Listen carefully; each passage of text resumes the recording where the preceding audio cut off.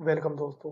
आज हम कुछ टेस्ट के बारे में देखने वाले हैं। सबसे पहला है फास्टिंग प्लाज्मा ग्लूकोज टेस्ट। इस टेस्ट में ब्लड शुगर को तब मेजर किया जाता है जब आपने कम से कम 8 घंटे तक कुछ भी नहीं खाया हो। यूजली रात भर का फास्ट होना और सुबह ब्लड सैंपल लिया जाता है, क्योंकि इस दौरान में कोई खाना नहीं लिया गया होता है। इसलिए रिजल्ट दिखाता है कि बॉडी फास्टिंग कंडीशंस में है ग्लूकोज को कैसे कंट्रोल करता है। ये टेस्ट नॉर्मली लैब में होता है, जहां वेन से ब्लड लिया जाता है। डॉक्टर इसे डायबिटीज या प्री डायबिटीज डायग्नोस करने का एक इम्पोर्टेंट और रिलायबल टूल मानते हैं। फास्टिंग का बेनिफिट ये होता है कि कोई फूड या शुगर ड्रिंक ग्लूकोज लेवल को इन्फ्लुएंस नहीं करता, तो एक क्लीन बेसलाइन मिलता है। दोस्तों फिर आता है रैंडम ब्लड शुगर टेस्ट। इस टेस्ट में किसी भी टाइम ब्लड शुगर चेक किया जाता है, चाहे आपने खाना खाया हो या नहीं खाया। इसमें कोई फास्टिंग की जरूरत नहीं होती है, इसलिए ये इमरजेंसी सिचुएशंस या क्विक स्क्रीनिंग के लिए यूजफुल होता है।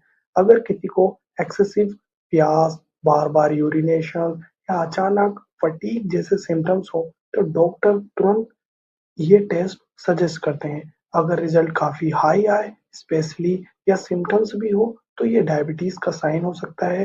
हालांकि ये एक रैंडम स्नैपशॉट देता है, लेकिन फिर भी बॉडी के शुगर हैंडलिंग के बारे में काफी कुछ बताता है। दोस्तों फिर आता है टेस्ट पीपी, जिसको बोलते हैं पोस्ट पेरेंडियल ब्लड टेस्ट। इस टेस्ट में ब्लड शुगर को खाना खाने के 2 घंटे बाद मेजर किया जाता है।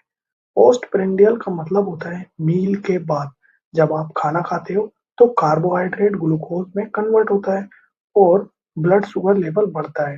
हेल्थी बॉडी इंसुलिन के थ्रू ग्लूकोज को सेल्स में भेज देती है, लेकिन अगर 2 घंटे बाद भी शुगर हाई रहे, तो इसका मतलब हो सकता है कि इंसुलिन सही काम नहीं कर रहा। ये टेस्ट दिखाता है कि बॉडी डाइजेस्ट के बाद ग्लूकोज लेवल को कितनी एफिशिएंटली मैनेज करती है।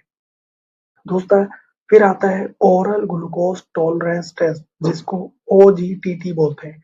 ये टेस्ट चेक करता है कि बॉडी एक हाई शुगर ड्रिंक को कितनी इफिशिएंटली प्रोसेस करती है। पहले फास्टिंग ब्लड सैंपल लिया जाता है, फिर पेशेंट को एक ग्लूकोज रिच स्वीट ड्रिंक दी जाती है। उसके बाद हर कुछ इंटरवल यूजली 2 घंटे तक ब्लड शुगर मेजर किया जाता है।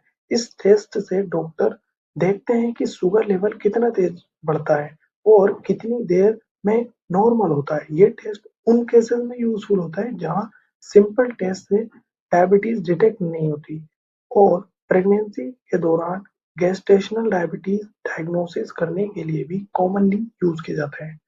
दोस्तों फिर आता है टेस्ट हीमोग्लोबिन A1C टेस्ट, जिसको HbA1c भी कहते हैं। ये टेस्ट ब्लड शुगर के एवरेज लेवल बताता है, पिछले 2 से 3 महीने का बता देता है जितनी भी आपकी शुगर रही या नहीं रही। इसका करंट ग्लूकोज लेवल नहीं दिखाता है, बल्कि रेड ब्लड सेल के अंदर हीमोग्लोबिन के साथ चिपके ग्लूकोज की क्वांटिटी मेजर की जाती है। ब्लड में जितना ज्यादा ग्लूकोज होता है, उतना ही ज्यादा वो हीमोग्लोबिन से अटैच हो जाता है। रेड ब्लड सेल की लाइफ लगभग 3 महीने तक होती है, इसलिए ये test long term sugar control की आइडिया देता है। डॉक्टर इसे डायग्नोसिस और डायबिटीज के रेगुलर मॉनिटरिंग के लिए यूज करते हैं, क्योंकि ये शॉर्ट टर्म फ्लक्चुएशन से अफेक्ट नहीं होता। लास्ट आते हैं दोस्तों, लास्ट है continue glucose monitoring, CGM।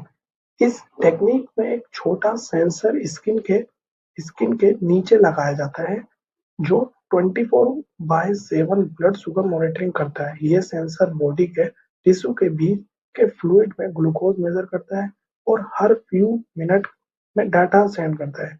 Receiver या स्मार्टफोन ऐप पर देख सकता है। ट्रेडिशनल टेस्ट सिर्फ कुछ मूवमेंट को डाटा देते हैं, लेकिन CGM से पूरी डे नाइट पैटर्न समझ आती है, जैसे कि रात में शुगर लेवल कैसा बढ़ रहा है या मील के बाद कितनी स्पाइक हो रही है। ये मॉडर्न टेक्नोलॉजी डायबिटीज मैनेजमेंट को काफी इजी और एक्यूरेट बनाता है, स्पेशली उन लोगों के लिए जिनको इंसुलिन कंट्रोल करना होता है। Thank you for watching. मिलते हैं नेक्स्ट वीडियो में, तो धन्यवाद।